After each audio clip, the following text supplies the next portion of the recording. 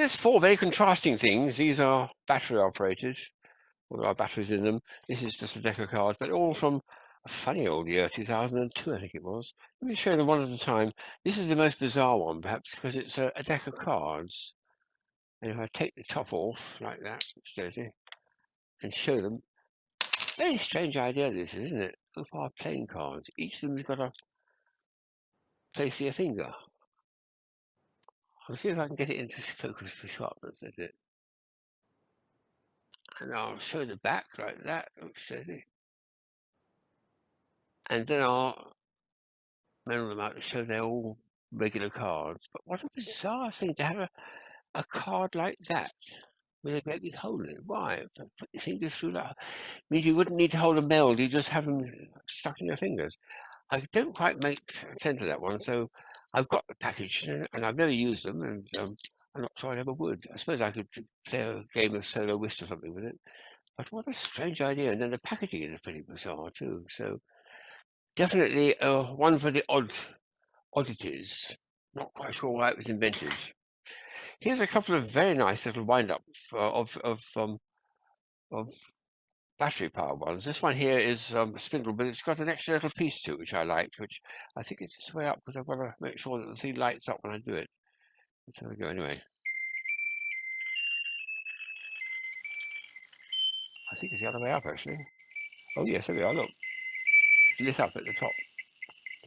So it's nice this because it's a normal regular little gyroscope, but because it's got batteries inside it and I had to get in and open them up in order to get it to work, it's then got LEDs added and a tinkle, tinkle, tinkle playing happy birthday to you. I mean, how much more do you want from that? It's got everything in it, isn't it?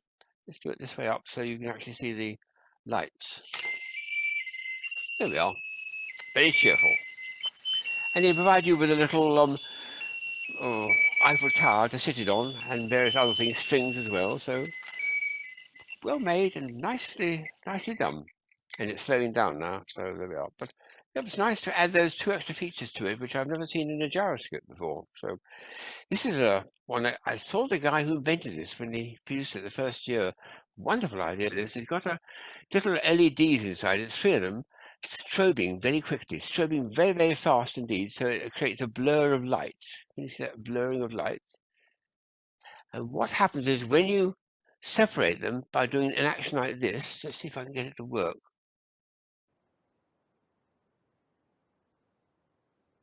I'll see if I can get a bit closer than that actually. Now, there we are. We've definitely got three colours there, one after the other. Separated out, and you have to do that, otherwise it won't actually perform. Let me just try one other trick, doing it in front of a bag like that. Yeah.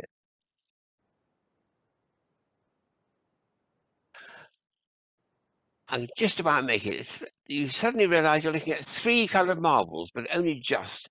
And when you don't do it, there's no chance of distinguishing what the colours are. So it's a difficult one, that. It works very well in the dark, I have to say. When it first came out at the New York Toy Fair, I was gobsmacked because it was such a simple concept. It's been carried on since then.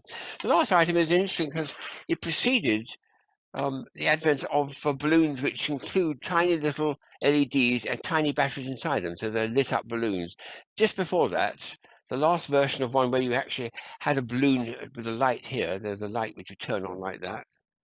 And the idea is to blow the balloon up and insert it in the thing, and then it lights up. And you got to, well, I'll see if I can do it like this actually, because there is a place here to blow upwards. See if I have a go.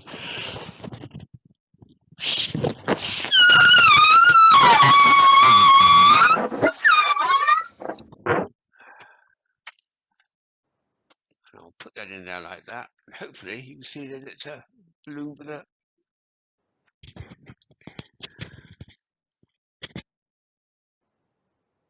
I think I just about see the light there, but it's hard to see it actually. Yeah. Yes, there we are. There's a light there. I can bring it up there. You can see it.